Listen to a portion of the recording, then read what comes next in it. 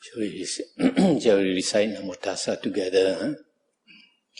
Namo Tassa Bhagavato Arahato Samma Sambuddhassa. Namo Tassa Bhagavato Arahato Samma Sambuddhassa. Namo Tassa Bhagavato Arahato Samma Sambuddhassa.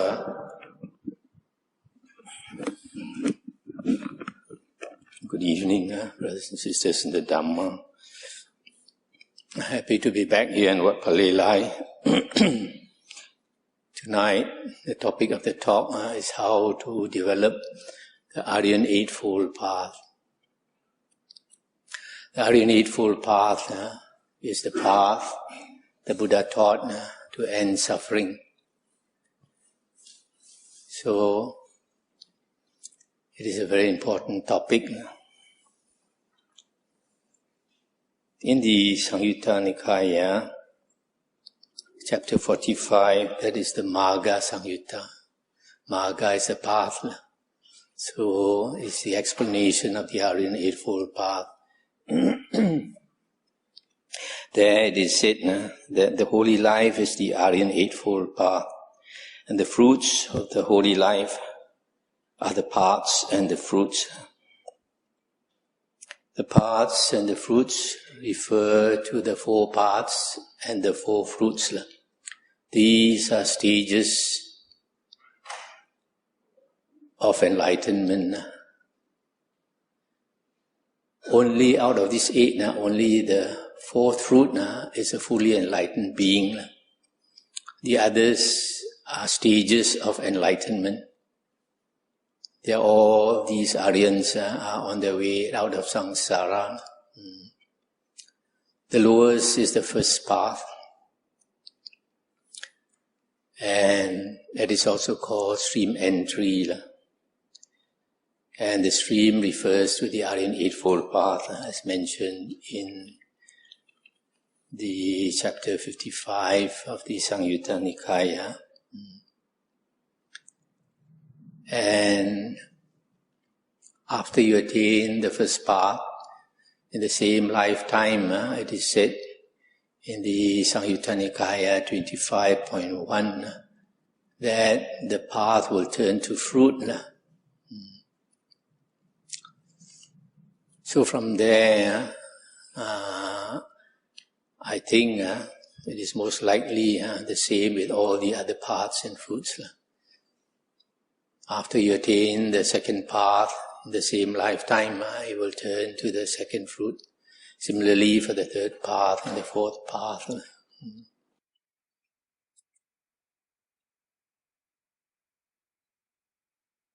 Sometimes these eight Aryans, the four paths and the four fruits, are said to be four Aryans, referring to the first fruit, Sotapanna, the second fruit, Sakadagamin, the third fruit, Anagamin, and the fourth fruit, Arahan.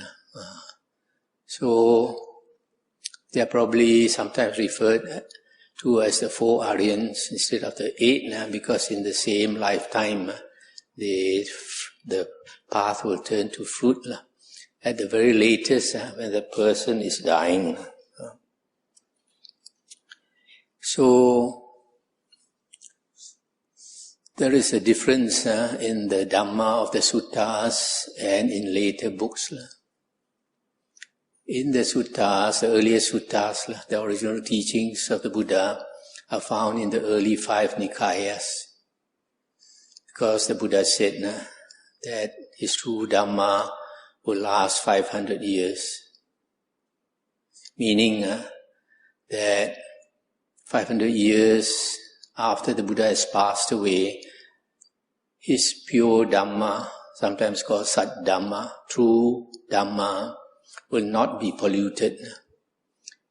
And the Buddha said after 500 years the Dhamma will be polluted. And in the Samyutta Nikaya Sutta 16.13, the Buddha was talking to Kassapa. The Buddha said, the truth, the Dhamma will not disappear as long as the false Dhamma has not appeared. But when the false Dhamma appears, then the true Dhamma will slowly disappear. So the Buddha said very plainly that fake Dhamma will appear. And the Buddha also warned that when fake Dhamma appears, it will be very hard to distinguish between the true Dhamma and the fake Dhamma. So the Buddha gave a simile of gold. The Buddha said now people want to buy gold because there is only real gold in the market. But a time will come when fake gold will appear. And when fake gold appears on the market, people will find it hard to distinguish between true gold and fake gold, and then people may not want to buy gold at all. So in the same way, the Buddha said, a time will come when fake Dhamma will appear, and people will find it very hard to distinguish between true Dhamma and fake Dhamma. But since the Buddha said that the true Dhamma will last 500 years, we want to know within that 500 years period after the Buddha passed away, what was the true Dhamma. Luckily, we have Emperor Asoka. Emperor Asoka in India was such a fervent follower of the Buddha that he decided he must preserve the words of the Buddha. So he asked the men to construct stone pillars. And on the stone pillars were carved the words of the Buddha. And now after over 2,000 years, archaeologists have dug up these round stone pillars. And they find on these stone pillars during Emperor Asoka's time, the Dhamma consisted of only 5 Nikayas. The Digha Nikaya, consisting of 34 long discourses of the Buddha. The Majjhima Nikaya, consisting of 152 medium-length discourses of the Buddha. The Sangyutta Nikaya, over 2,000 short, topically grouped discourses, grouped according to the topic, topically grouped discourses. And the Anguttara Nikaya, short discourses, over 2,000 numerically arranged discourses. And then the last Nikaya is called the Khuddaka Nikaya, meaning the minor or the small collection. Because at that time, it was the smallest collection of suttas, where there were very few suttas. But unfortunately, over the years, people have kept adding later books into the Khuddaka Nikaya, so that now it has become the major collection. In 1956, the Burmese, they held a Sangha Council, and they added 3 books to it, which they and all other monks know are not the words of the Buddha. So for them, the Khuddaka Nikaya from 15 became 18 books. But in Thailand and Sri Lanka, Khuddaka Nikaya is still 15 books. So you can understand from there how the Khuddaka Nikaya grew from a minor collection to become a major collection. But if we investigate the 15 books of the Khuddaka Nikaya, we find that 6 books are reliable in that they do not say things that were not in the original 4 Nikayas. And then these 6 books are the Dhammapada verses, not the commentary, not the stories. Dhammapada verses, the Udana, Itivuttaka, Suttanipata, Theragata, and Therigata. So only these 6 books are reliable in the Khuddaka Nikaya. So that is the true Dhamma of the Buddha. So in the original Buddhism consisting of these books, it is said that the path, once you attain the path, it will take some time before it becomes fruit. But in later books like the Abhidhamma, they say once you attain the path, the next conscious moment, it becomes a fruit. If that is so, then you can never make offerings to a path attainer, because once he attains the path, immediately it becomes the fruit. You have no time to make offerings to him. But in the suttas, in the 5 Nikaya, the Buddha said you can make offerings to a path attainer and a fruit attainer.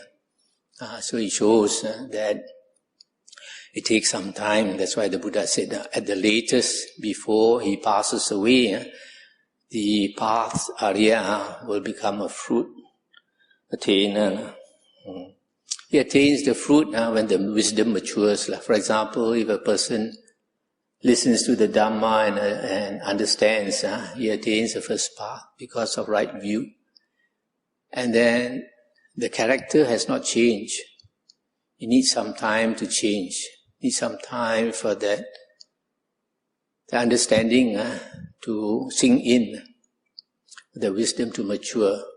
And then when the wisdom matures, it turns to fruit, and the 3 factors fall away for the Sotapanna.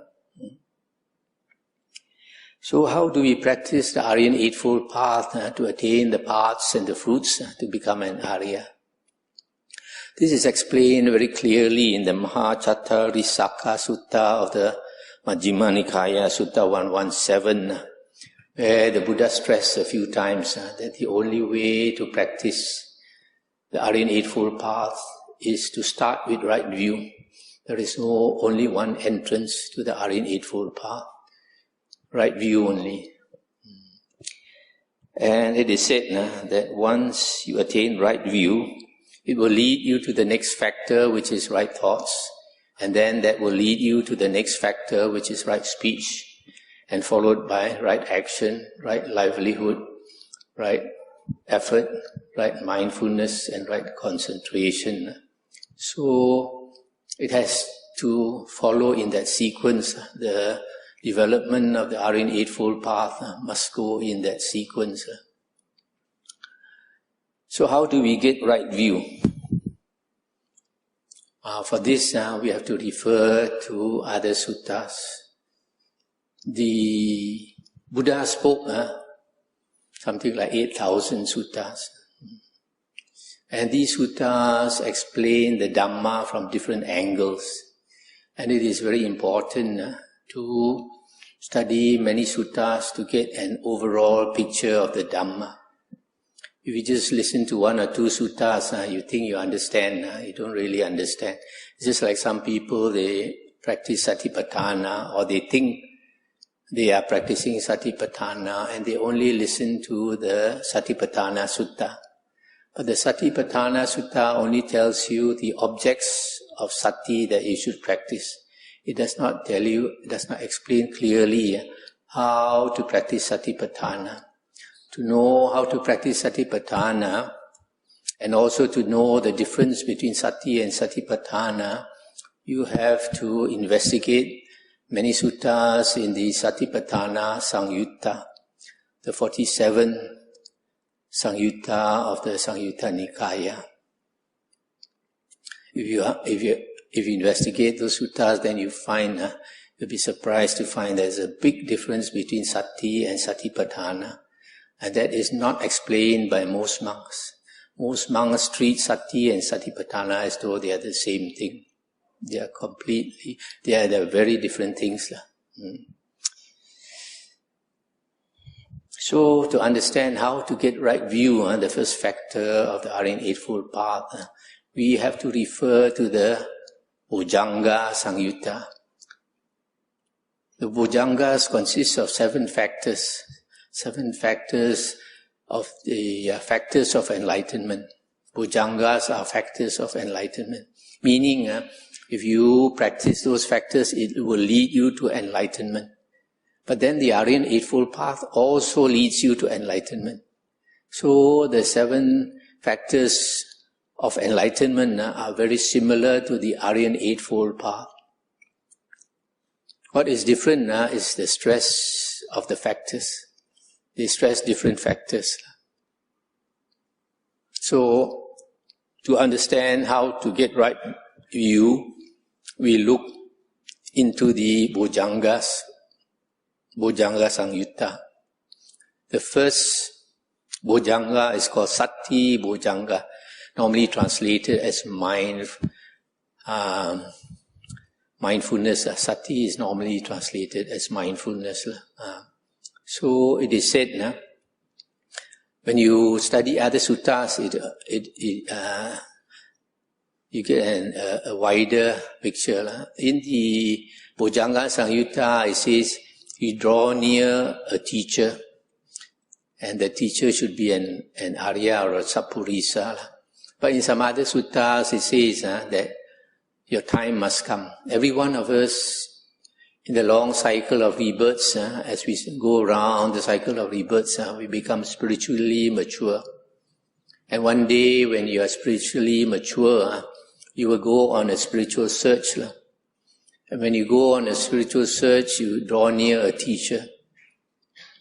And then the Buddha says, when you draw near a teacher, you must examine him. Is it possible for him to be an Arya? Arya, one of the 8 Aryans. Or it's also sometimes said to be a Sappurisa. Sappurisa is one who understands the Sat Dhamma. The Sat Dhamma is the true Dhamma. So the Sappurisa is a true man who understands the true Dhamma. So the Sappurisa is also an Arya, if he understands the true Dhamma. So you draw near this teacher, and then you must examine him. Because if he is possibly an Arya, he should have 3 things. Sila, Samadhi, Panya. He should be morally upright, that means upholding the precepts. He should have a calm mind. Samadhi is concentration, a calm mind. The third factor is he should have wisdom. And then Buddha says, when you talk to a person, slowly you can gauge his wisdom. So these are the 3 things first to examine. Secondly, another set of 3 things is to see whether he has greed, hatred and delusion. If he has greed, hatred and delusion, he cannot possibly be an Arya or a Sappurisa. So you examine him in this way, and then if you think he's worthy of respect, you show respect, the Buddha says. And if you show respect, he's inclined to teach you the Dhamma. And after you listen to the Dhamma, it is explained that you should remember it, recollect it, and then think it over. So that is how you practice the first Bojjhanga, is to draw near a teacher and get the opportunity to hear the true Dhamma and reflect on it, remember it. Why remember it? Because during the Buddha's time there were no books. So they all had to memorize the suttas, all had to repeat the suttas. So every day they spend a lot of time repeating the suttas. Nowadays we are very lucky. We have the SD card, we have the CDs, we have the internet. You can download it instantly. But the important thing is to listen to it every day. You don't listen to it every day. Goes in one ear, goes out the other ear. So we constantly listen to it, then because we remember it, then only we can reflect on it. If you have forgotten it, how can you reflect on it? To understand. The important thing is to understand.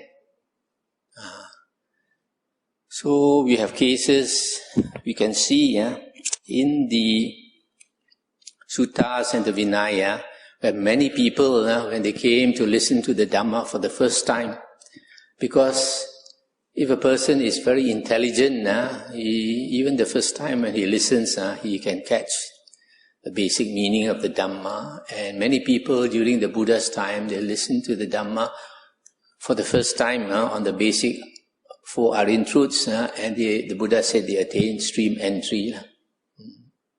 Whenever the Buddha sees that a person, a new person, has the ability to attain stream entry, the Buddha will explain the 4 Ariyan truths. And the purpose of this teaching is to make you see anicca. Everything is impermanent in the world. Everything arises from conditions and ceases through conditions. And if you attach to those pleasant things that give you happiness, that give you good feelings, they will change. And when they change, you will get dukkha, suffering. And also because everything is a flux of energy in the world, changing all the time. There is no time when nothing changes, I think everything is changing all the time. So, because of that, there is anatta, no self. Atta means something that is permanent, everlasting, that does not depend on conditions. So sometimes people confuse this word, atta, with the soul. But the soul is not necessarily something that is permanent. The soul, if you look in the Oxford Dictionary, a soul is defined as a spiritual part of man, often assumed to be permanent.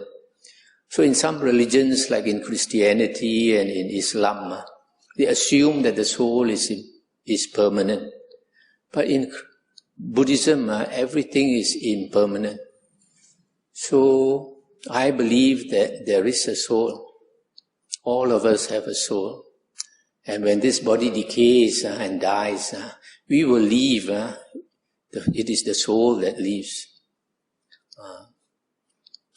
So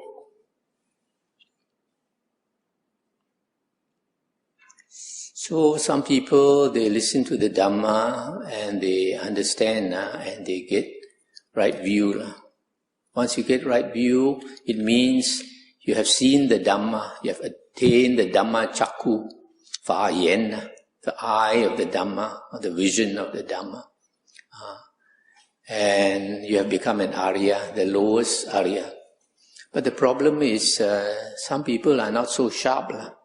When they listen for the first time or the second time, they don't catch the meaning, they don't attain stream entry. So they have to listen more to the suttas. So if you continue making the effort every day to listen to the suttas in the 5 Nikayas, or teachings based on the 5 Nikayas, and perhaps after a few years, going through all the 5 Nikayas once or twice, then you really understand. Then you attain right view, become an Arya. So for this, the Buddha said you need the second enlightenment factor. The second bojjhanga is Dhamma Vichaya. Dhamma Vichaya is investigation of the Dhamma.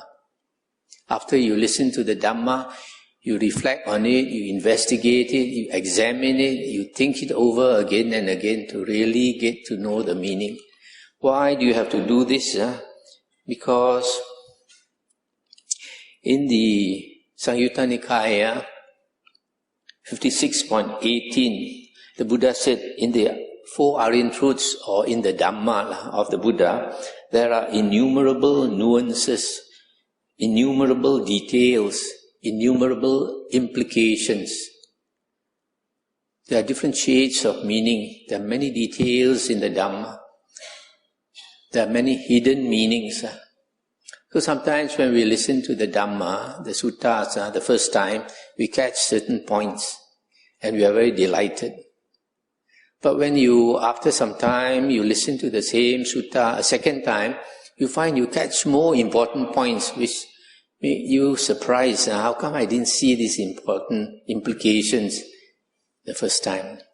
But when you listen to it the third time, you find you still catch some more very important implications that you did not notice before.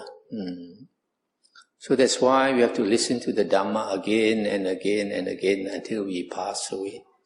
And not just listen, we have to think about it, reflect, see whether it's evident in daily life or not. As we grow older, we see the Dhamma more and more clearly. We see people suffering. We see how people who are too attached get depression. We see people who don't create enough blessings. When they get old, become low more, mong tong. Mind is troubled because they have bad karma. And we see people, some people when they are dying, they are very afraid. Because 2 or 3 days before we pass away, another consciousness, another realm will appear. You don't see, but the dying person will see another world appearing. And usually they are very frightened because they see the ghost realm.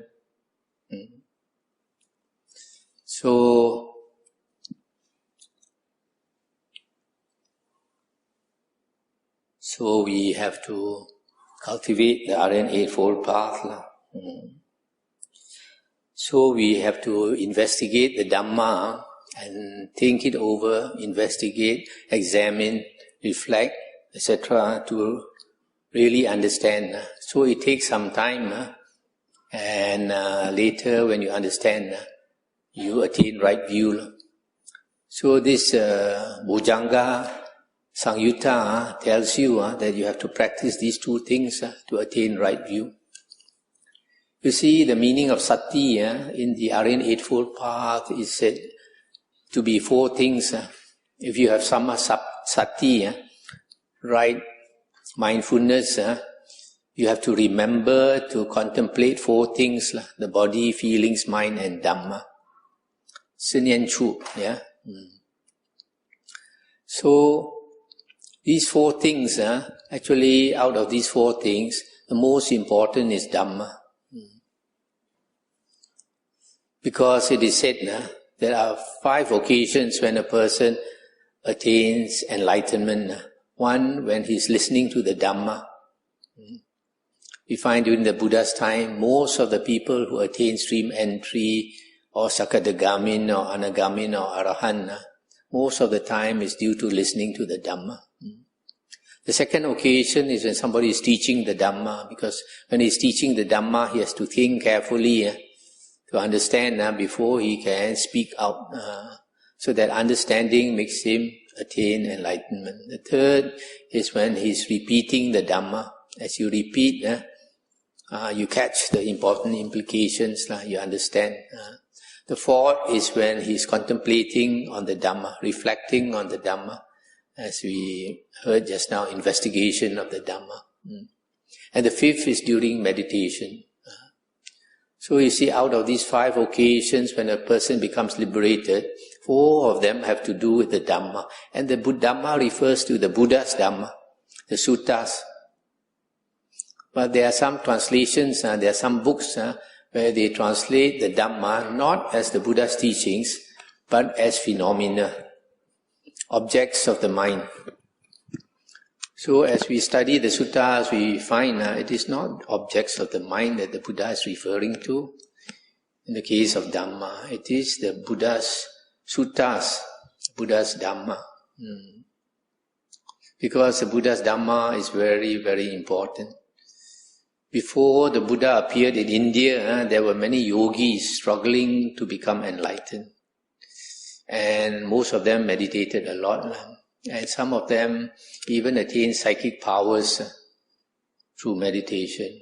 But then, before the Buddha was enlightened, you could not find an Arya. You cannot find an Arya. But after the Buddha started teaching the Dhamma, people listened to his Dhamma, and then thousands and thousands of Aryans appeared. So it is only by listening to the Dhamma that you can get right view and become an Arya. Okay? So, the Ariyan Eightfold Path continues in the, just now I mentioned, the Mahachattarisaka Sutta. The Buddha said, after you get right view, that will lead you to right thoughts, right speech, right action, right livelihood, right effort, right mindfulness, and right concentration. How is that possible? Because once you get right view, you will correct your wrong views.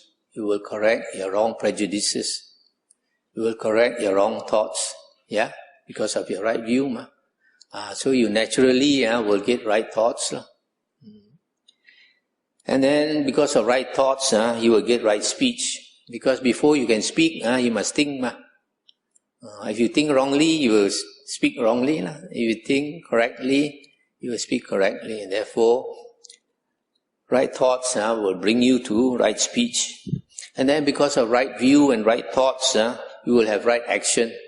Once you understand the Dhamma, you will not act in a way to harm other living beings.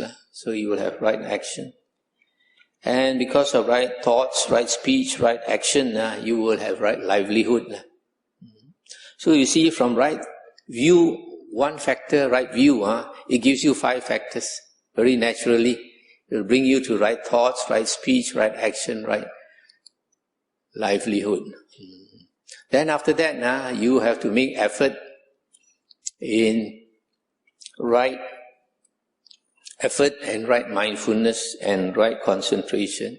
These 3 factors, right effort, right mindfulness, and right concentration, they comprise bhavana.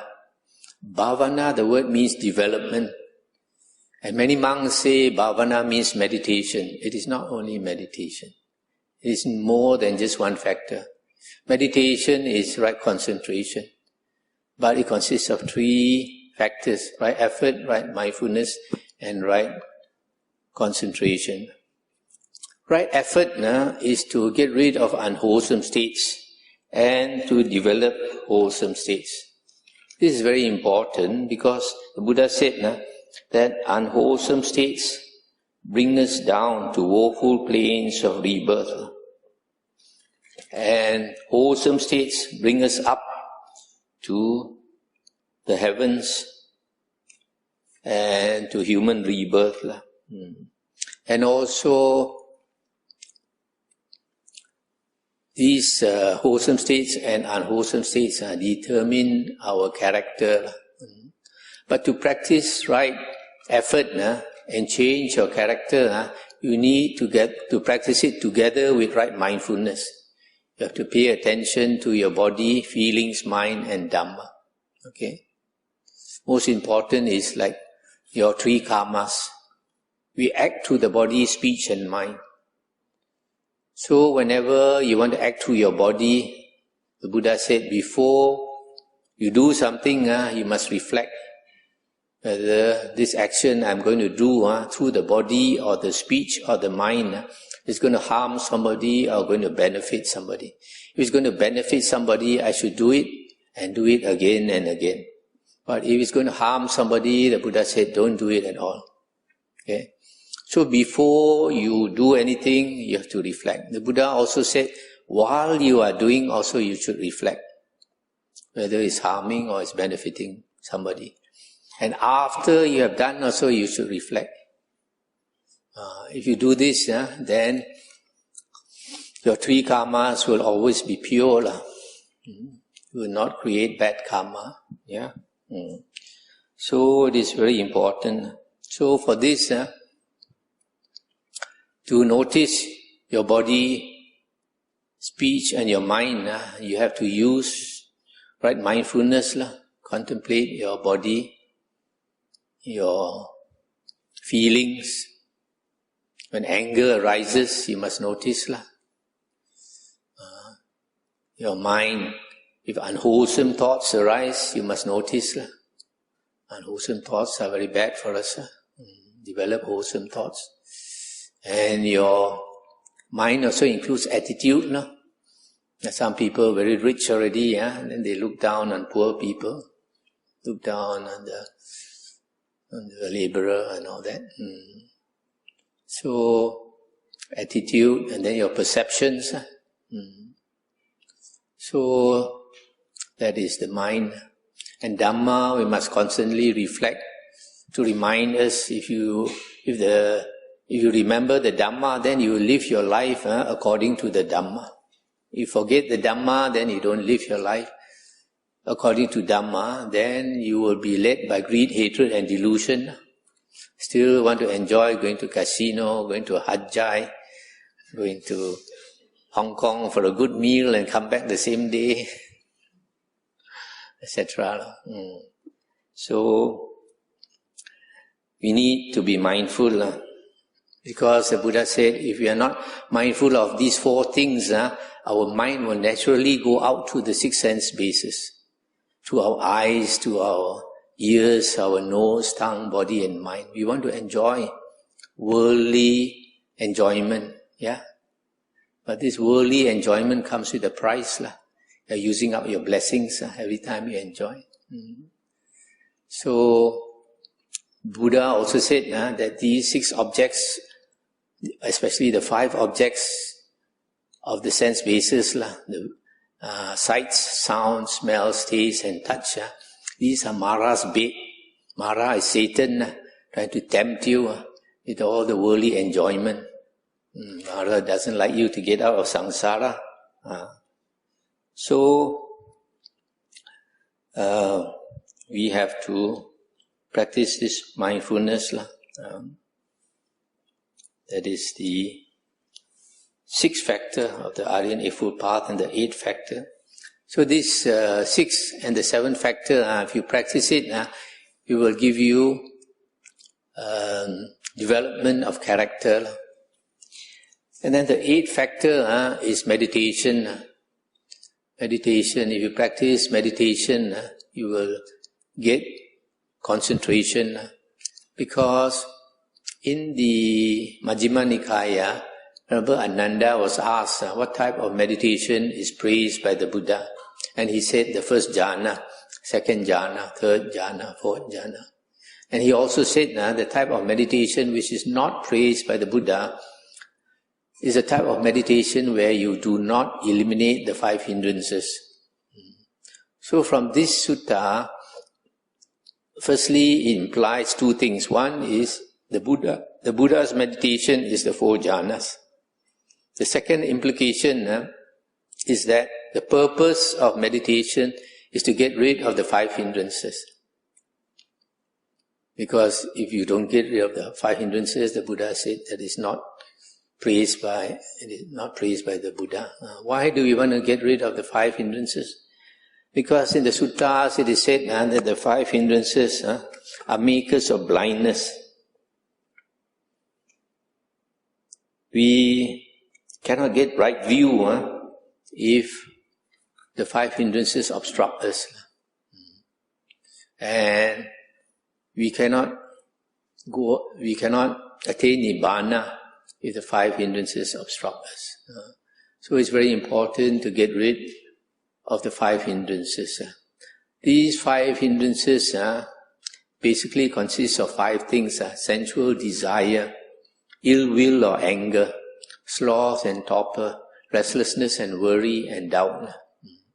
Sensual desire can be very disturbing for some people. Some people, sensual desire is so strong, they are very disturbed by it.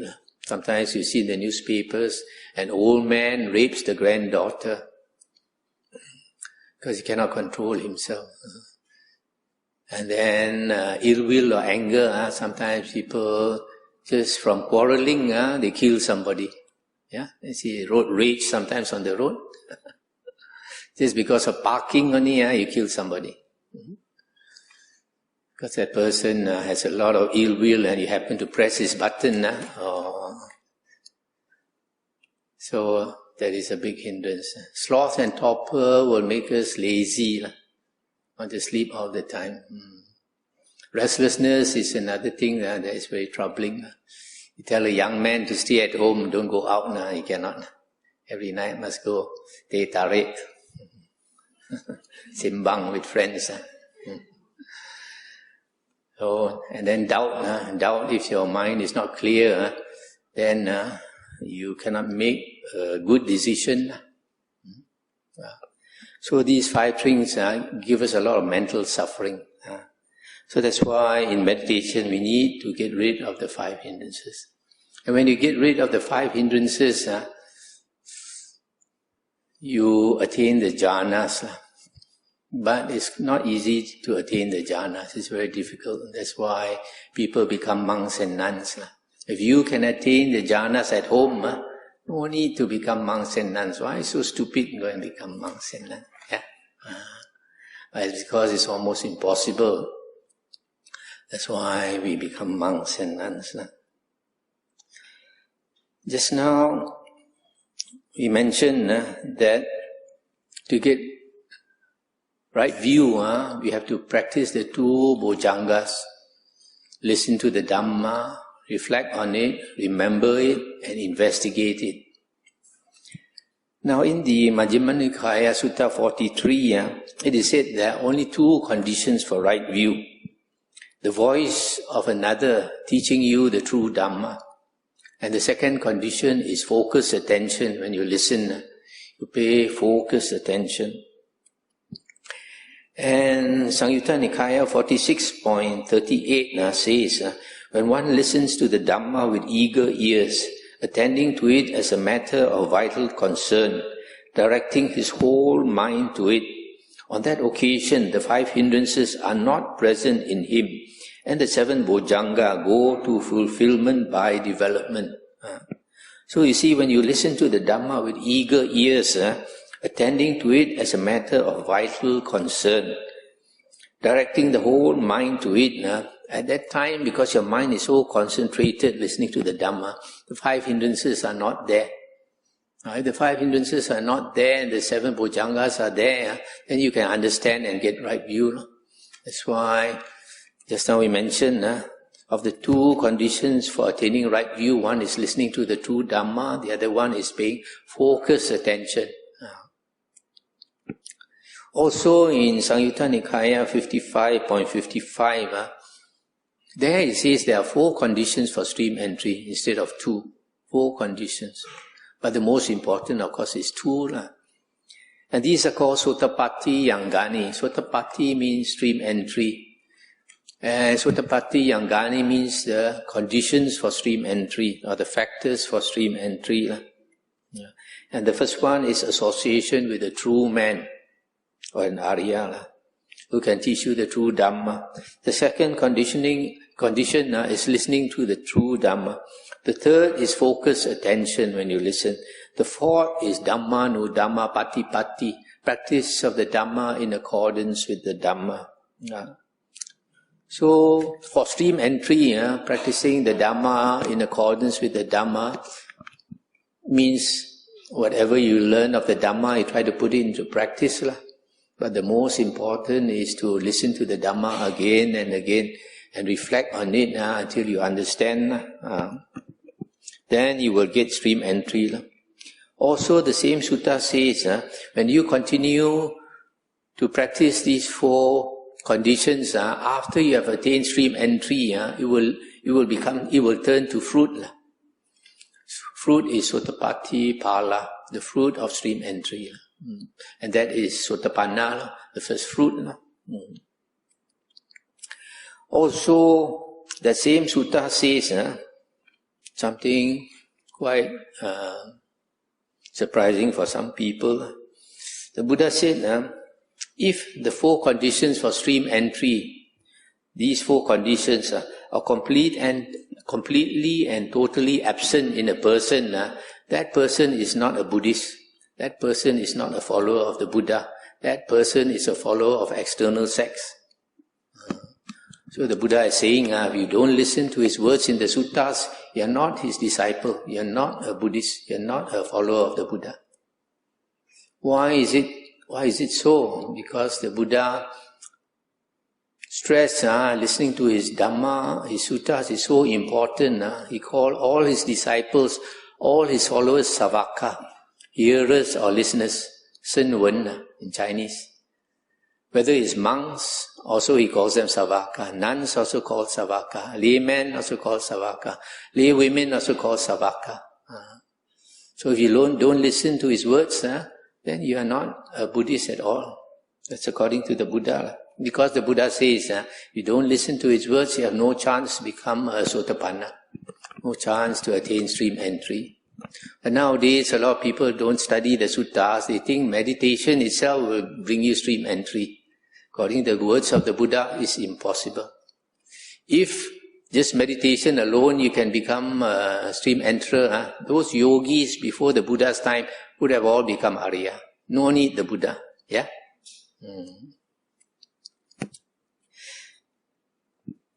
There's one very important sutta that says to attain stream entry and become a Sotapanna, you don't need jhana.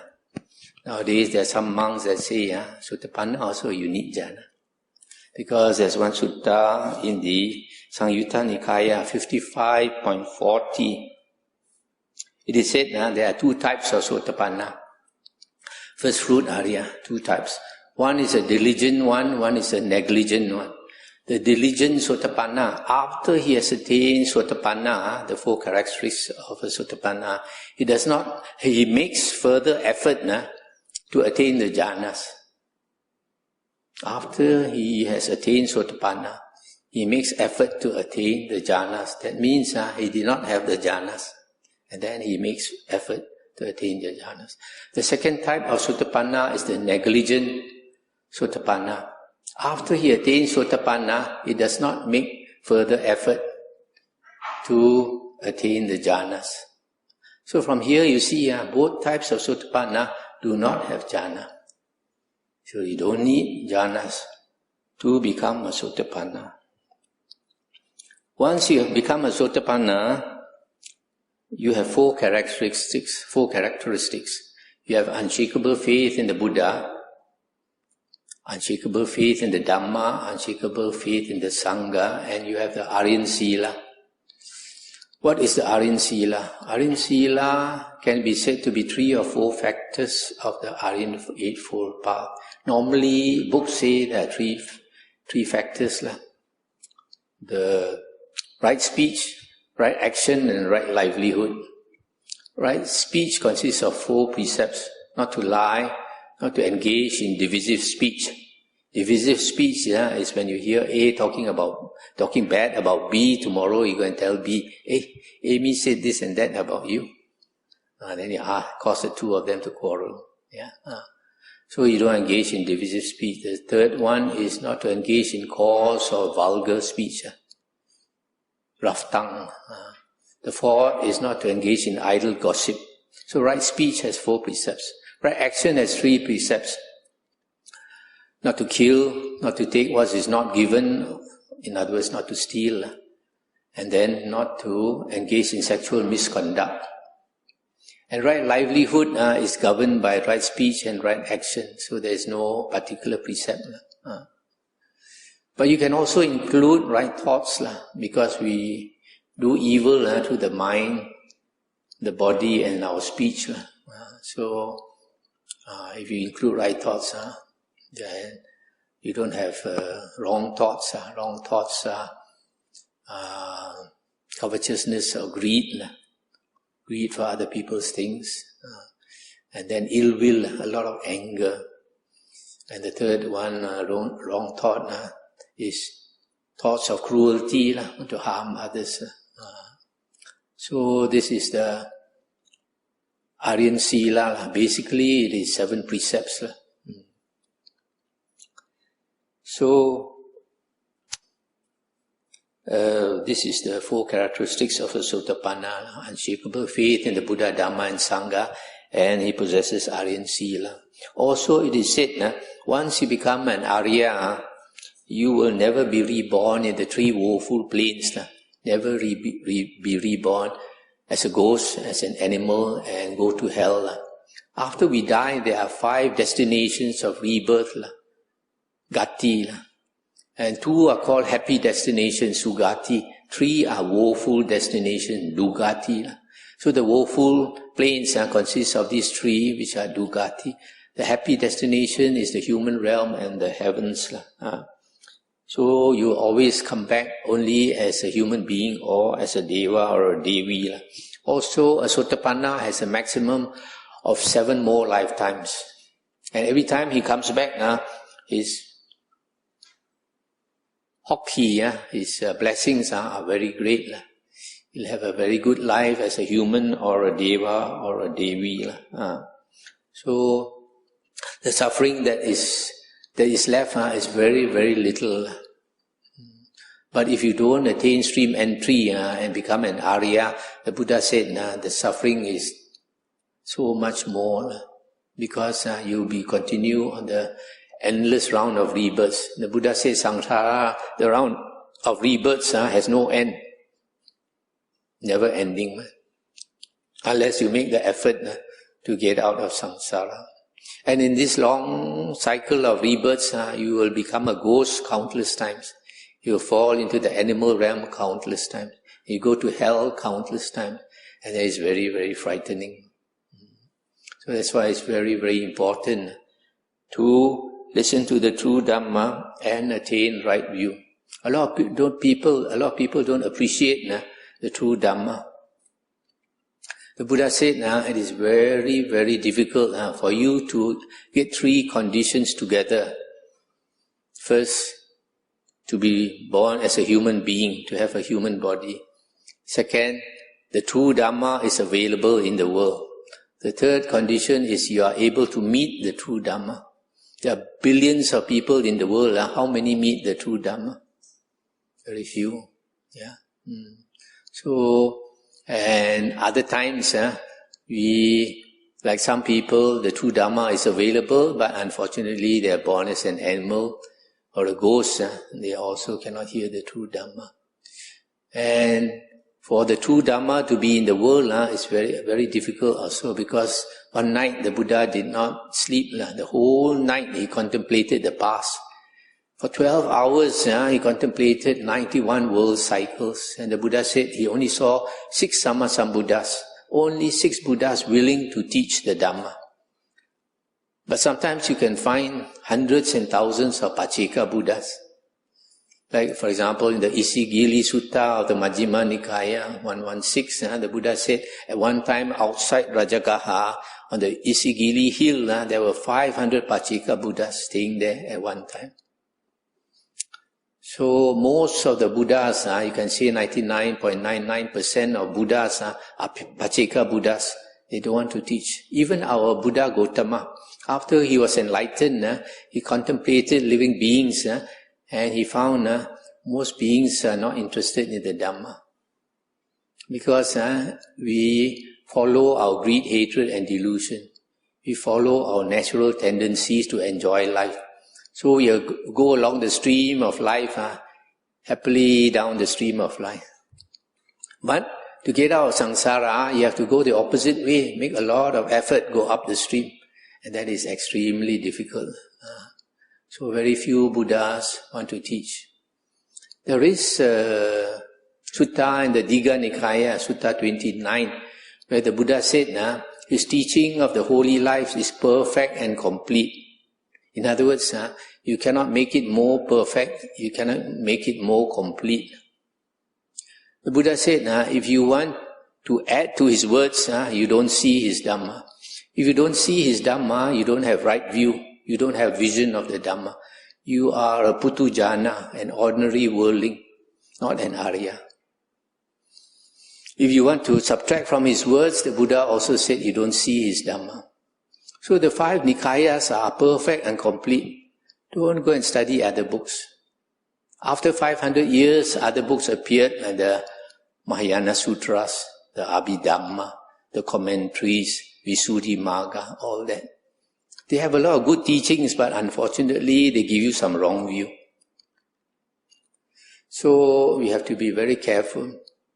So this sutta shows that our Buddha Gautama is one of the best Buddhas you can find.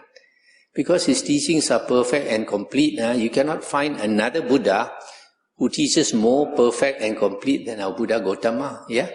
At the most, they can only equal our Buddha Gautama.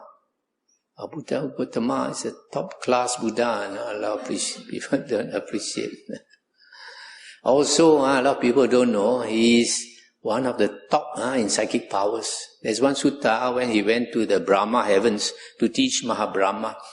These Brahmas, their psychic powers are very great. So he can't be key our Buddha Gautama. So Buddha Gautama showed psychic powers to him. he was astounded. And he said, Mahabrahma, their life is very long. He said he has never seen another ascetic whose psychic powers is so great as our Buddha Gautama. See? You don't know all this if you don't investigate the suttas. So, now I will tell you, it is not that difficult to become an Arya. The lowest stream entry is not difficult because you don't need jhana. And we find in the suttas, many people came to the Buddha for the first time. They don't know meditation, they don't know Dhamma. Just listen to the Buddha's teaching on the basic 4 Ariyan truths and see impermanence, dukkha and anatta, and they attain stream entry. One is the Sarakani Sutta, the Sangyutta Nikaya 55.24. There was a man by the name of Sarakani, a Sakyan. He passed away. And people asked the Buddha, where was Sarakani reborn? And the Buddha said, Sarakani has gone for a good rebirth because he is a Sotapanna. Then the news spread. When the news came to some people's ears, they were annoyed. They said, this Sarakani is a drinker. Likes to drink liquor. 5 precepts also cannot keep. How can he be a Sotapanna? If he can be a Sotapanna, we are all Sotapanna already. Because you can keep the 5 precepts.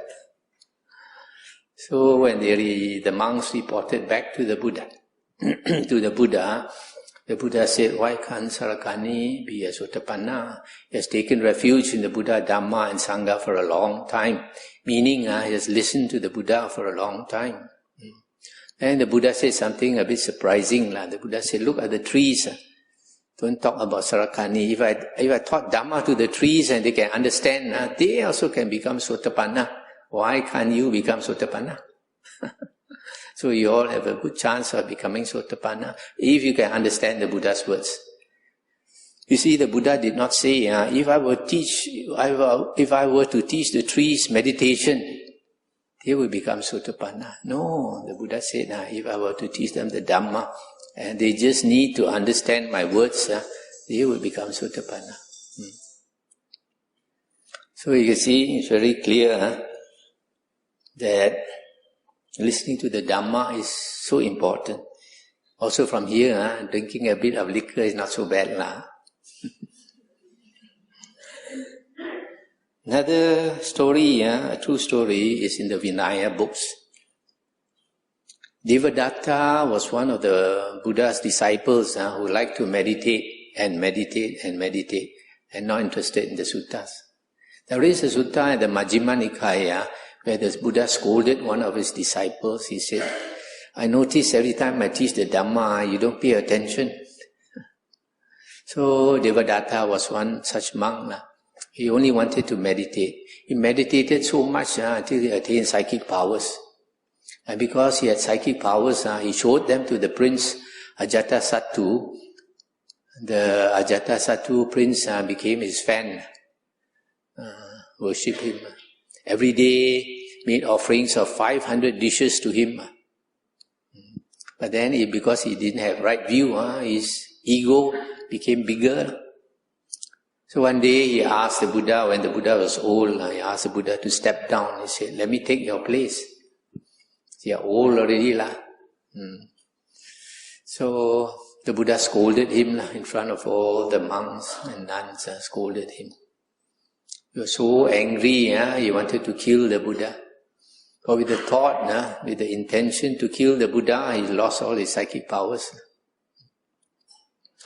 So one way his scheme was, he asked the Prince Ajatasattu to give him some men to do some work. So the prince asked some men, a group of men, say, whatever this monk, this Bhante wants you to do, you do. So he called the first man. He said, you go to this forest where Samana Gautama is, you go and kill him and come back by this road. And this man left, and he asked 2 persons to wait for this man when he comes back by a certain road, kill him and come back by another road. Then he asked 4 to kill the 2, 8 to kill the 4, and 16 to kill the 8. So the first man went off. Then he came to where the Buddha was. He saw the Buddha sitting there, waiting for him. So because of his guilty conscience, he got frightened. And then he put aside his weapons and confessed to the Buddha that actually he got no intention to kill the Buddha, but he was ordered to do so. So the Buddha said, never mind, you sit here, I will teach you the Dhamma. Buddha taught him the Dhamma, he attained stream entry. Then the Buddha told him, you don't go back by that road, 2 men are waiting for you. Run another way. Then the 2 men waited until they could not wait. They came. Similarly, they came to where the Buddha was. They saw the Buddha staring at them. So they also got frightened, threw away their weapons and bowed to the Buddha. And the Buddha said, sit down, I will teach you the Dhamma. The 2 also attained stream entry. Similarly, 4 came, also attained stream entry. 8 also attained. 16 also attained. You see, if these people can attain stream entry, surely Singaporeans can attain stream entry, isn't it? So from this, you find it's not so difficult. Also, there was an occasion in the Vinaya books where the Buddha converted 1,000 jatilas, matted hair ascetics, because the Buddha went to them because they practiced the jhanas, and some of them had attained psychic powers. So the Buddha knew it was difficult to teach such people, so the Buddha stayed a few weeks with them and showed psychic powers until they were totally convinced that the Buddha's cultivation was much higher. Then the Buddha told the leader, Kassapa, he said, Kassapa, you keep thinking you're an Arahant, but you're not an Arahant. You're not practicing the way to become an Arahant. So after thinking a while, he knew the Buddha's, understood the Buddha, so he pleaded to become a disciple of the Buddha. So the Buddha accepted him. And once he became a disciple of the Buddha, his 999 disciples also became monks under the Buddha. And after that, the Buddha taught them one sutta, Adita Pariyaya Sutta.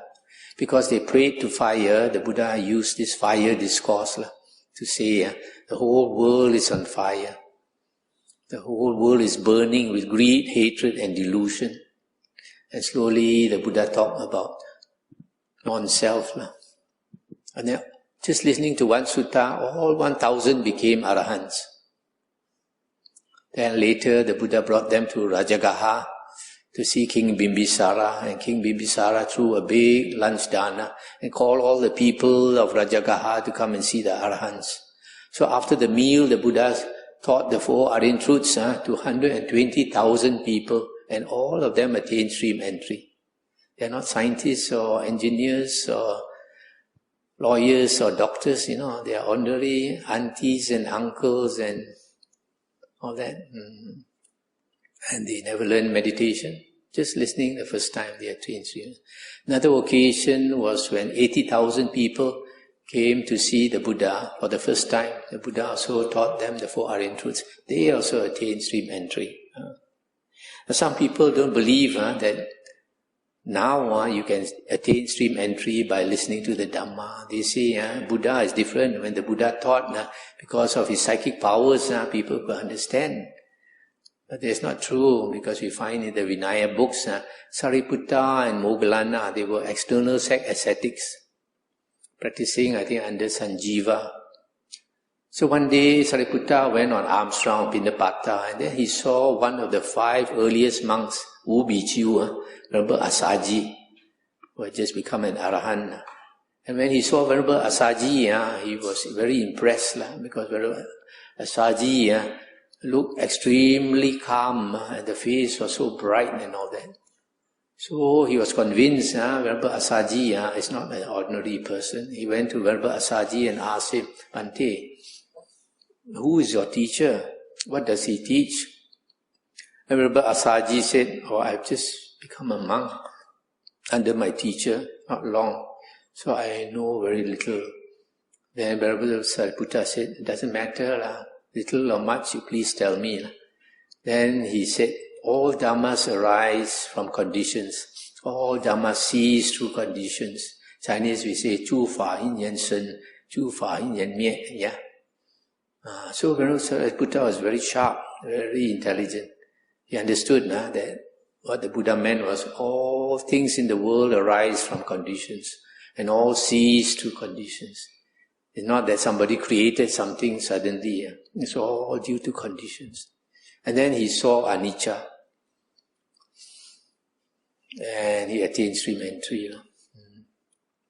So he asked where the Buddha was and all that, because he wanted to go and see the Buddha. After that, he left, went to look for his good friend, Moggallana. He explained the same thing to Venerable Moggallana. Moggallana also attained the stream entry. So you see, Venerable Sariputta attained stream entry not by listening to the Buddha, by listening to the Arahant. Yeah? Secondly, Moggallana attained stream entry not from listening to an Arahant, but from listening to a stream enterer. So you listen to a stream enterer, also you can attain. What is important is the Dhamma. It's not the person. It is the understanding. Yeah? So, there is another important sutta. I mentioned this sutta just now, Majjhima Nikaya 43.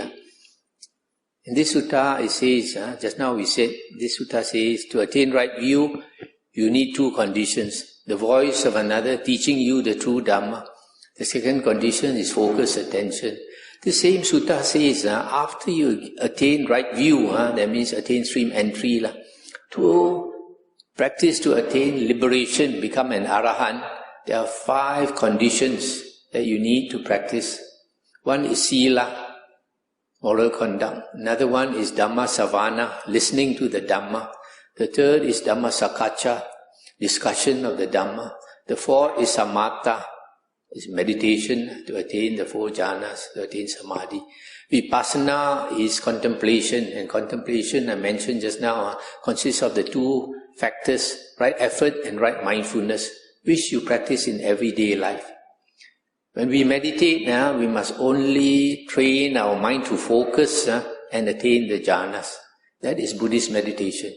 But when we are not meditating, then we should practice right effort and right mindfulness. In Chinese we say nei quan, look inwards. Don't look at other people's fault, look at our own faults. Because if you don't change your character, you may be heading for a woeful plane of rebirth. I like to quote this example. There's one devotee of mine, old man. He told me years ago the auntie had a very, very nasty character, full of anger and hatred. 2 days before she died, the Dracula teeth came out so long. Children were shocked. And 2 days later, when she died, the teeth disappeared.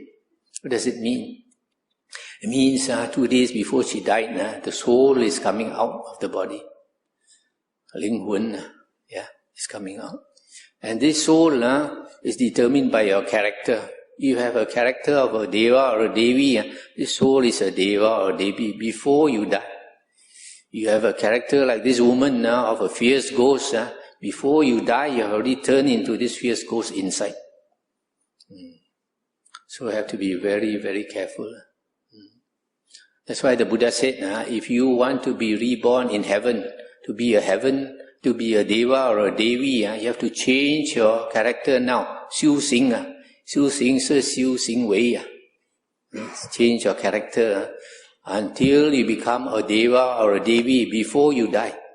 Then when you die, you automatically go to heaven. If you are Gu Khe, and you think you want to be reborn in heaven, no chance. So just now we said, this is Vipassana, development of character. And then development of mind is to get rid of the 5 hindrances. Because when you get rid of the 5 hindrances by meditation, then you have a very clear mind. You become very sharp, very intelligent. You find people who are intelligent, they have very good concentration.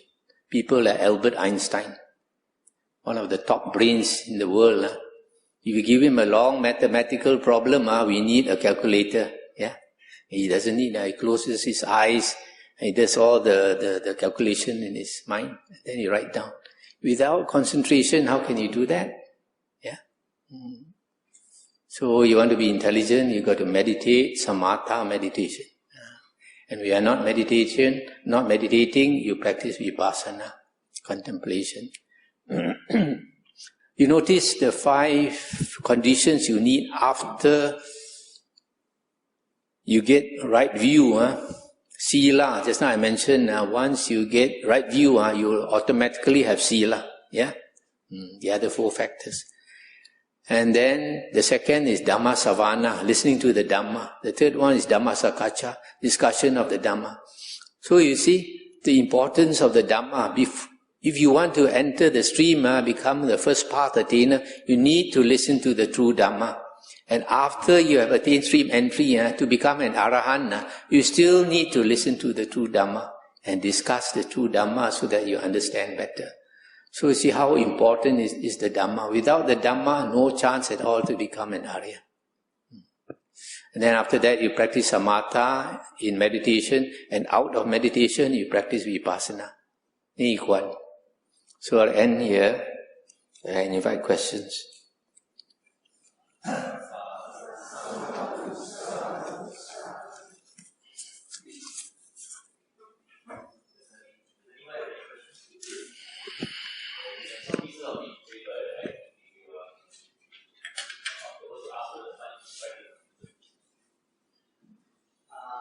I listened to one of your talks through the internet, and you mentioned about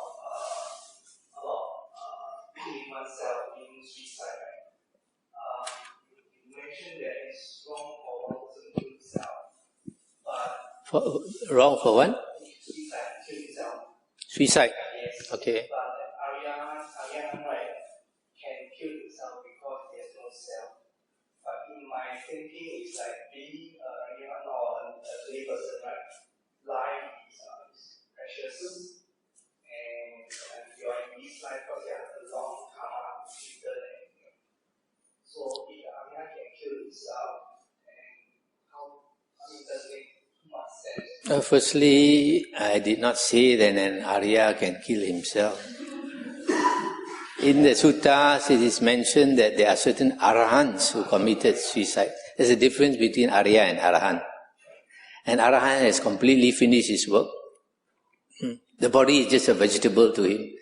It's not my body. Okay? But still, the Buddha said, as long as you have life, you should fight to preserve your life, in the sense that if you have pain and all that, you try to bear it. But there were some Arahants who had so much body pain that they could not stand it. They try to stand it, but they cannot stand it. We have a threshold of pain. Beyond a certain level, we cannot stand. That's why you find that sometimes you see in the newspaper, somebody commits voluntary euthanasia. He commits suicide. Not that he is asking somebody to kill him, he kills himself. Like in 1996, when I was in Australia, there was a case about a man who, in Australia, there was only one state, the Northern Territories, at that time, they legalized euthanasia. So this man had cancer, and they gave him all that Western treatment for cancer, and they said that he will be well. But after 5 years, he got worse and worse. And he could not control his bowel movement and all that. So he found he was not only suffering, the wife was suffering along with him. The wife could not sleep because in the middle of the night he will have a bowel motion and the wife have to take care of him. So he just could not stand it anymore. So he wanted to use the euthanasia condition, this law in Northern Territories, and he asked people to help him. 2 persons helped him. One was a computer lady, another one was a doctor. So they rigged up this machine for him, and they put a needle connected to this drug and connected to his vein. So he has to press a button. But he press a button, and then if he's afraid, it doesn't work. He has to press the button twice. So he pressed the button twice and he died. So when we don't know how much he's suffering. Compassion means we want to end suffering. So when a person suffers too much and he chooses to die, I think We should not stop him. You don't know how much he suffers, but wait until you are in that position, then you make the decision yourself. Yeah, but what I think is like, if you are suffering, it's because perhaps maybe your body disturbed it, right? It's because you're from your previous life or it's something that. But in the case of the Ariyan, he has no more karma. You are talking about, oh, if I don't suffer now, next life I will suffer. But not in the case of the Ariyan. He has no more suffering, no more self. So it doesn't matter whether he dies now or he dies later. So I also asked a friend about Christian, like they mentioned that as long you are baptized and something like you follow Jesus, right? So if you as long as you kill yourself, right, then you will go to heaven, God will just receive you, something like that. So this is a bit contradicting to the study of Buddhism. So I believe you will be able to do that views for the Catholic people. So does it make sense to you all? What they think doesn't matter. Any other question? Yes.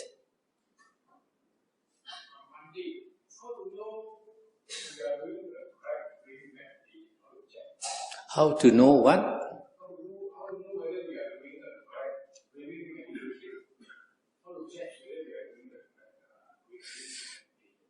Either you go to a teacher who knows or you study the suttas.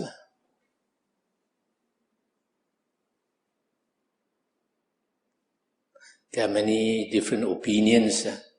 You listen to one monk, he says it's the right way. You listen to another monk, he says it's the right way. So you listen to the Buddha as the best. Nowadays, a lot of monks teach on the Visuddhi Magga, which was written 900 years after the Buddha's passing away. So they say when you practice Anapanasati, you watch the tip of the nose or the top of your upper lip. The Buddha never said that. Any other question? My question is, can Bhante share a bit more about the non-self and the 10 factors?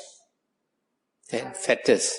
I'm confused between the factors and the 5 hindrances. I think I understand the hindrances, but between these 3... Okay. I think you're confused between the hindrances and the factors only because of one factor, which is vicikiccha, doubt. These two occur in both places. Only this occurs in 2 places, I think. And not, there's another 2. But doubt in the 5 hindrances is different from the doubt in the factors. The doubt in the factors is eliminated when you become a Sotapanna. And that refers to doubt about the Buddha, Dhamma and Sangha. When you become a Sotapanna, you have eliminated doubt about the Buddha, Dhamma and Sangha. You have unshakable faith in the Buddha, Dhamma and Sangha. But in the 5 hindrances, the doubt is different.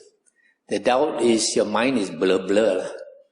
So anything you hear also doubtful. You want to make a decision also you're doubtful. Suppose you apply for a job and 5 firms offer you a job. You scratch your head, don't know how to choose because your mind is blur, you cannot think properly. So it's different. The doubt in the hindrances is due to sloth and torpor and a blurred mind. Okay. What was the other question you asked? Non-self. Non-self is more difficult. Non-self is there's nothing in the world that can be identified as the self. Self means something that is unchanging, that is permanent, that is not due to conditions. But everything in the world is changing and changing due to conditions. So now you say, this body is me. But according to science, your body is changing all the time and cells are appearing, are growing, and cells are dying. And the Buddha gave a very good simile. The Buddha said that your body is just like foam. When you wash your clothes, you throw fat powder and you stir the water. What do you get? A lot of foam. Yeah. So you look at the foam. The bubbles, new bubbles appear, old bubbles burst. New bubbles appear, old bubbles. This is exactly what is happening in our body. Our body consists of cells. New cells are growing, old cells are dying. And according to science, every 7 years, all the cells in your body are changed. So just like the snake sheds the skin, we are shedding our cells. Moment by moment, moment by moment. The body that you're having now is a completely new body from the body you had 7 years ago. So if you say the body is me, which one? Which cell is you? It's just like the river. The river looks the same if you stare at the river. The river is flowing and you think it's the same river. But every moment is changing because the water is growing away, new water is coming. So it's very deceptive. It looks like it's the same, but it's not the same. So the Buddha said, for a long time we have been deceived by the mind. We have a blur mind, so we have been deceived. That's why we need to get rid of the 5 hindrances.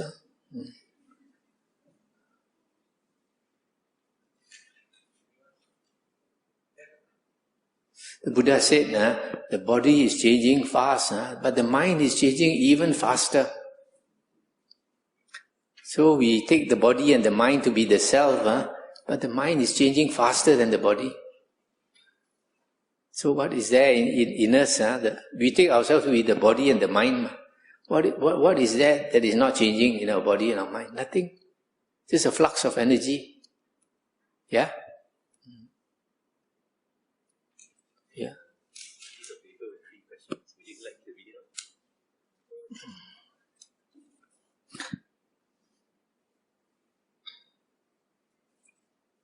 Would you like to explain to us how to practice Samatha meditation and Vipassana meditation? Is there such a meditation called Vipassana? There is no such meditation called Vipassana. It was created by people.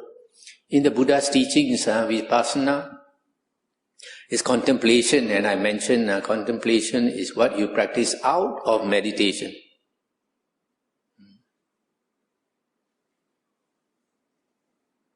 And Samatha meditation taught by the Buddha and practiced by the Buddha is Anapanasati, Fusi Kwan, watching our breath. To watch our breath, the Buddha said, you need to sit down, close your eyes, and not pay attention to sounds and other things, and try to focus your mind. Our normal everyday life, normal everyday mind likes to go out through the 6 senses. To see, to hear, to smell, taste, touch and think.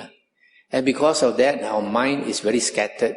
So our mind has no strength, no muscle. So the Buddha gave a very good simile. The Buddha wanted us to understand the working of the mind. The Buddha said a hunter caught 6 animals. He caught an eagle, he caught a monkey, he caught a snake, he caught a crocodile, he caught a dog, he caught a jackal. And these 6 animals, he tied a rope around the neck of each of the animals. And then the 6 ropes, he tied them into a knot and he released them. What happens? The eagle wants to fly into the air. The monkey wants to climb up the tree. The snake wants to go into the hole to hide. The crocodile wants to go into the river. The dog wants to go into the town to look for food. The jackal wants to go up the hill. So these 6 animals are pulling in 6 different directions. Whichever one is strongest, he pulls and the others have to follow him. Yeah. And when he's tired, another one will pull, the others have to follow him. So now you are listening to my voice, you are paying attention. Suppose a car outside, very loud. Your attention is pulled outwards. Yeah. So the Buddha is saying that our mind is being pulled out through the 6 senses constantly. Each one is pulling just like these 6 animals. So whichever one is strongest, your attention goes there. Yeah. So this is the untrained mind, unrestrained mind, undisciplined mind, the Buddha said. The normal, everyday mind. So the Buddha said, to train this, to discipline the mind, using back the 6 animals, the Buddha said the 6 ropes, instead of tying them into a knot and releasing them, should be tied to a strong post or pillar. So if the hunter ties all the 6 animals to a strong post or pillar, the animals can only go round and round that post. They cannot go anywhere else. They go round and round until they are tired, then they obediently sleep beside the post. Yeah. So the post represents one object of meditation, which is the breath. The breath going in, going out. So you just pay attention to your breath. Every time the mind runs out to your office or to your children or to your home, you pull it back to the breath. This is called vitakka, thought directed. Every time it runs away, you pull it back, vitakka. And then you keep it on the breath. This is called thought sustained, vichara. You sustain it on your breath. Just using these two things. Okay? And if you have the good karma, you have the blessings, the time is right, you have a good sila, you don't have remorse over something that you did wrong, then you are able to follow your breath. If you keep following your breath, slowly, longer and longer, then your mind starts to come together, okay? Starts to unify, start to get one-pointedness of mind. When that happens, 2 other factors arise, piti and sukha. Your mind coming together is called ekagata, one-pointedness of mind. Piti is delight, you are delighted, never experienced this before. And happiness is the bliss that arises inside, not dependent on outside things. So when you get this, you are so excited, you fall off the chair, fall out of your samadhi. This happens to most of us, the first time we get it. So we have to try to get it again. So provided your time is right. Better still if you're a monk or a nun, then you can practice more. And slowly, when these 5 factors, vitakka, vichara, ekagata, piti and sukha, you can sustain them together, they come together, then you get the first jhana. But when your mind is not so strong yet, you can get it for a short while and then you lose it. When your mind comes together, it starts to emit light, so you see brightness and all that, but don't attach to it. I think all things arise from conditions and cease to conditions, so it comes and goes. If you pay attention to the light, then you are not paying attention to your primary object, which is the breath. And then you will lose your samadhi. So that's why the Buddha said only one object only. Pay attention only to one object. Nowadays you have teachers who teach samatha using the Visuddhi Magga. So their teaching is different from the Buddha. So you have to be careful. So that is how you practice samatha. But then, for most of us, when we try to put our attention on the breath, we're not able to do it. The monkey mind always wants to run here, run there. So sometimes you have to use tricks.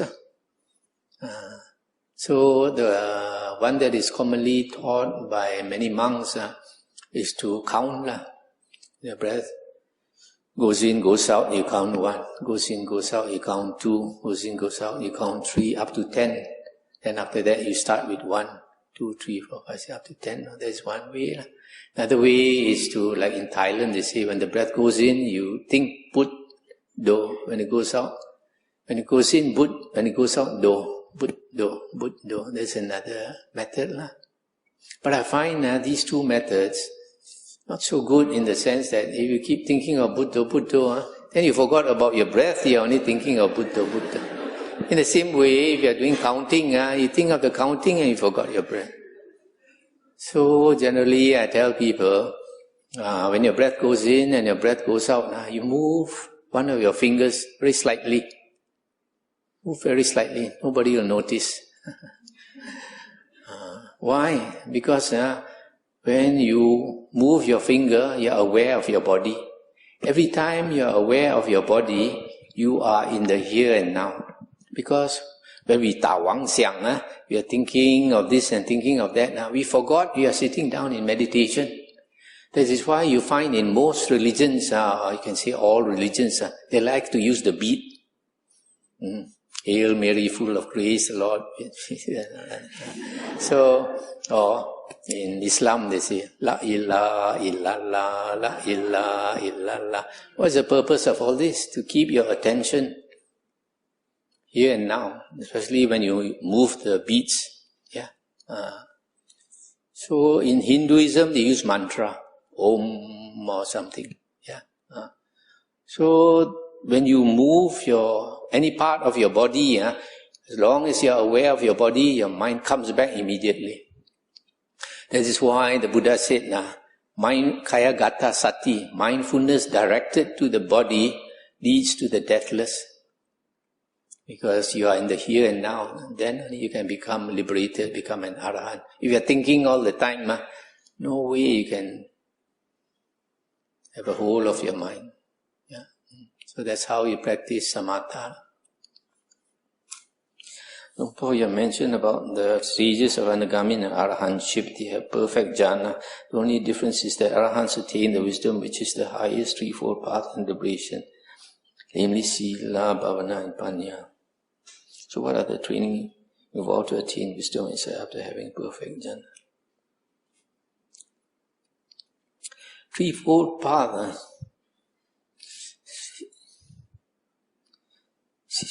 Threefold path is not Sila, Bhavana and Panya. It is Sila, Samadhi and Panya. In the Anguttara Nikaya, Sutta 3.86 and 9.12, the Buddha said, Sotapanna and the Sakadagamin, the first and the second fruit Ariya, they have perfect Sila. The Anagamin has perfect Sila and Samadhi.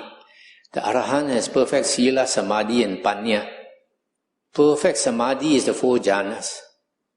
So the Anagamin and the Arahant must have four jhanas before they can attain Anagamin and Arahant. That's why you find most of the Anagamins, they are reborn in the fourth jhana heaven. Some of them who have attained the Arupas, they are reborn in the Arupas. No lower than four jhanas. Now, these two, Sotapanna and Sakadagamin, what is the difference? They only have perfect Sila. They don't have perfect Samadhi. So they don't need the four jhanas.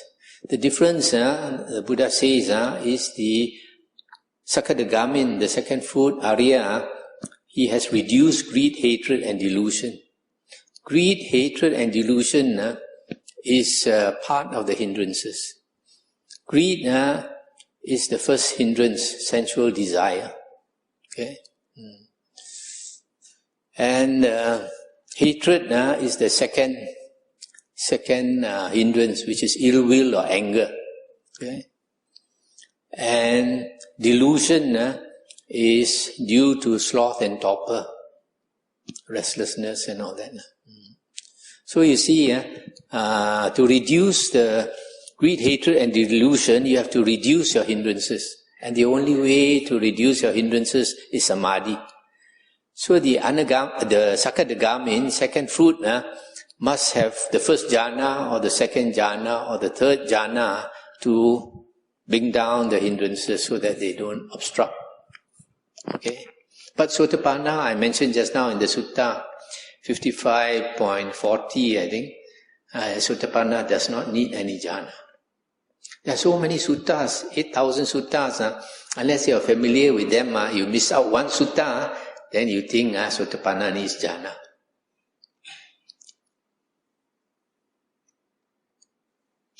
What's the third? The training involved to attain wisdom or insight after having perfect jhana. I mentioned just now, after you get right view, 5 factors, 5 conditions you must practice.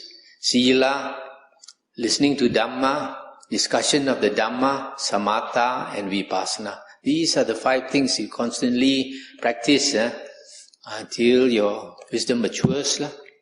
If a person seldom do good deeds, however he listens to the Dhamma, talks very often, do meditation and observe Sila, will he likely go to the 3 woeful realms in his next life?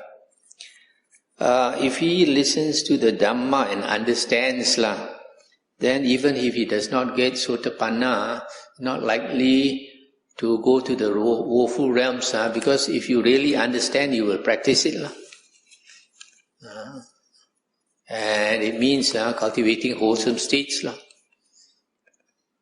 In one sutta, the Buddha also said that a Sotapanna has 4, just now I mentioned a Sotapanna has 4 characteristics: unshakable faith in the Buddha, Dhamma, Sangha and Ariyan Sila.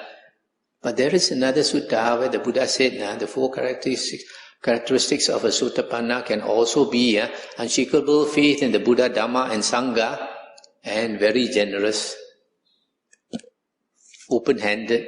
People ask anything, also he gives. That's a characteristic of a Sotapanna. So if you are selfish, you don't want to do dana, how to be a Sotapanna? Some foolish people, they think, I want to cultivate wisdom. I only want to cultivate wisdom. Dana, not necessary lah. Sila, not necessary lah. Shortcut. Everybody looking for shortcut. You must go through the normal process. The Buddha said progress in the spiritual path is like walking to the ocean. The ocean slopes very gently. It does not suddenly become deep. Very slowly. So progress also is like that. Don't think like buying lottery, strike it rich suddenly. Yes.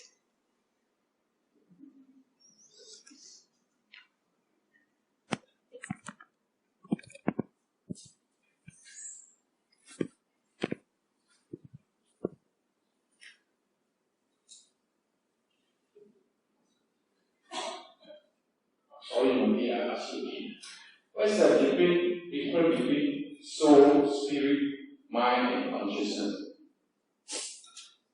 Soul, spirit, mind and consciousness. Soul and spirit basically is the same thing. In Hinduism, they say that we have 3 bodies. The physical body, the astral body, and the super consciousness, which is the mind. And surprisingly, you find Jesus said, God is 3. God the Father, God the Holy Ghost, and God the Son. This sounds similar to Hinduism, the 3 bodies. So it is possible Jesus could have been a Hindu yogi, because he was lost for 18 years. He went somewhere to practice and attain. He attained the 4 jhanas, That's why he could walk on water. And 40 days and 40 nights he meditated. He did not eat, he did not sleep. And somebody who has attained the 4 jhanas is near to enlightenment. The mind becomes so clear that if he had the opportunity to listen to the true Dhamma, even one sutta, he could become enlightened. And normally, Mara, Satan, if he sees somebody has attained the 4 jhanas, he'll come and disturb you. Afraid you become enlightened and greater than him. So that's why he went to disturb Jesus. So you find in the Buddha's teaching there are 5 destinations of rebirth. Heaven, human realm, and then 3 woeful planes, the ghost, animal and hell realm. The Buddha also said, of these 5 destinations of rebirth, there are 4 forms of birth. One is the egg born, the lowest.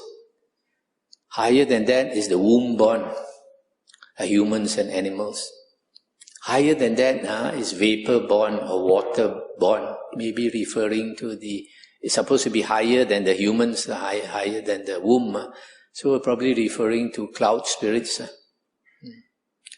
And then higher than that is born of the spirit, direct transformation. Directly we get the body of a deva or a devi. That's why Jesus said that unless a man be born again, he cannot enter the kingdom of God.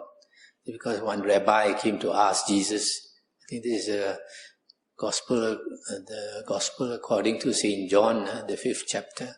One rabbi, he had a lot of respect for Jesus. So in the middle of the night, he came to ask the Buddha some questions, but he didn't want other people to know. He came to talk to the Jesus. So he asked Jesus, he said, Lord, is it true that man must be reborn again before he can enter the kingdom of God? And Jesus said, truly I say unto you, unless a man be born again, he cannot enter the kingdom of God. And then this rabbi asked, he said, what? You mean a man must enter the womb again? Again Jesus said, truly I say unto you. And the Jesus said, unless a man be born of water and of the Spirit, he cannot enter the kingdom of heaven. Born of water and of the Spirit sounds very much like our Buddhist teaching. The two types of rebirth, which is higher than the womb born. So you see, out of these 5 destinations of rebirth, the egg-born, the being must enter the egg, and then after the egg matures and the shell breaks and he comes out of it, and he attains a flesh body. So the egg-born is a flesh body, but there's a spirit inside the flesh. Similarly, the womb-born, when we enter our mother's womb, we enter the egg, and because we enter the egg, there's a being that enters the egg starts to grow, and then you have a flesh body. But the other two, you don't have flesh body. So you find heavenly beings, they exist in spirit form, which can say is the soul. And then the ghosts have a spirit form, and hell beings have a spirit form. In the suttas, Venerable Sariputta said, if a man's karma is so heavy that he's going to be reborn in hell, the hell beings will come up and drag him down to hell. That's why we talk about Gu Tao Be Bin, Now Tao Ma Min. I have a devotee who told me the father, a few days before he died, he saw Now Tao Ma Min waiting for him at the door. So you see from here that only two, the egg-born and the womb-born, now we have the flesh body. The other 3 don't have flesh body. And you are asking about what? Consciousness and mind. The Buddha, when the Buddha talked about mind, the Buddha used 3 terms. One is mano. Mano is one of the 6 faculties and refers to the thinking mind. And then the Buddha talked about vijnana. Vijnana refers to the 6 consciousness, the seeing consciousness, the hearing consciousness, the smell, taste, touch, and the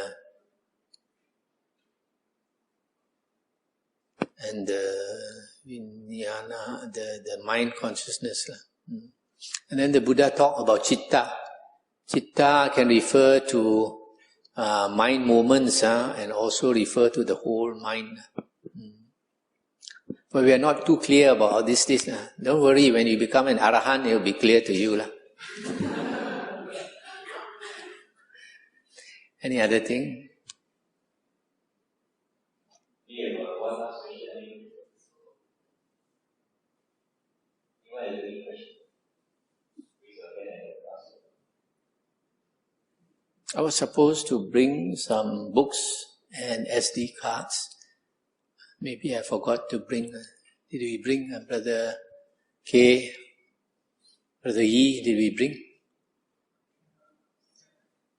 Brought SD cards are here.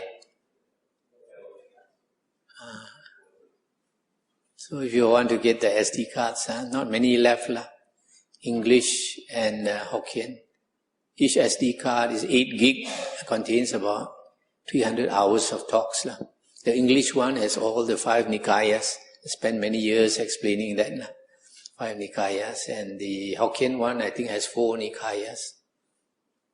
So it's good to get them and listen again and again. If you get some basic understanding, you are already a stream enterer.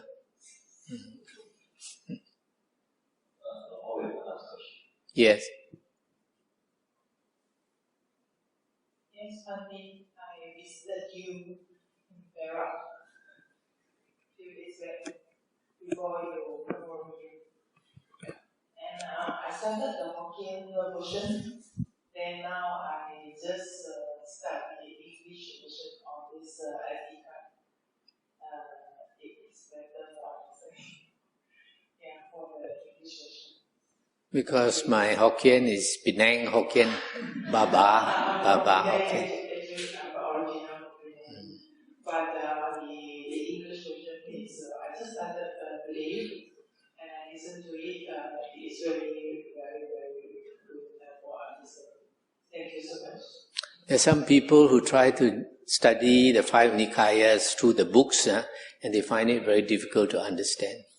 But when they listen to my talks, they find it much easier, because when I read a sutta, after that I explain it using other suttas to explain. Each sutta tells you the truth from one perspective, from one angle.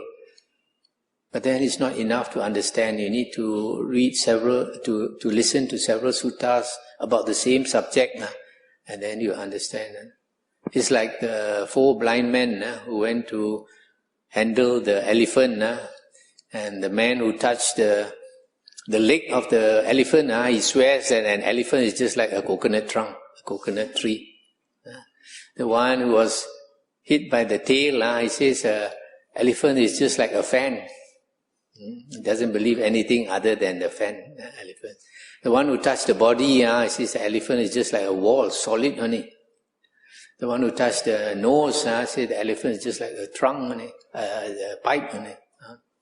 So you see, when you listen to one sutta, you get it from one angle.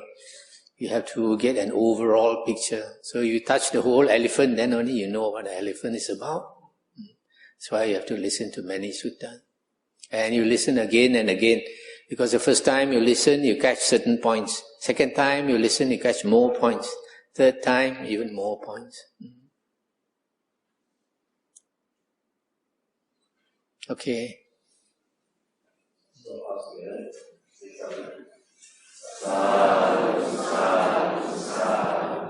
When we listen to the Dhamma, there are devas and devis who come to listen, not ghosts.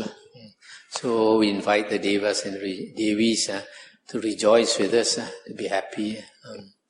Repeat after me. Ita vata cha'am hehi Sampadang punya sampadang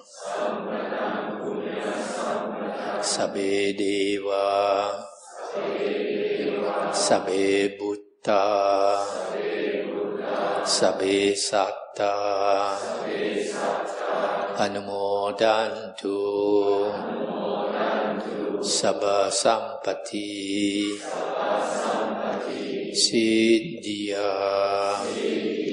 Sadhu, sadhu, sadhu. We have a website called Vihara Buddha Gautama and also a Facebook. You can learn more about our Vihara from there. And you can see I've given many talks. They are also on YouTube. So you are welcome to come to our Vihara for retreat. There's a direct bus that goes from Golden Mile straight to the nearest town, which is the mall. We also have a map in our website.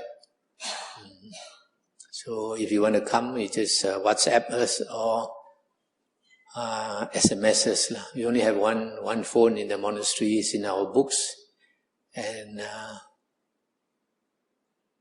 elsewhere the website you can check up. Okay.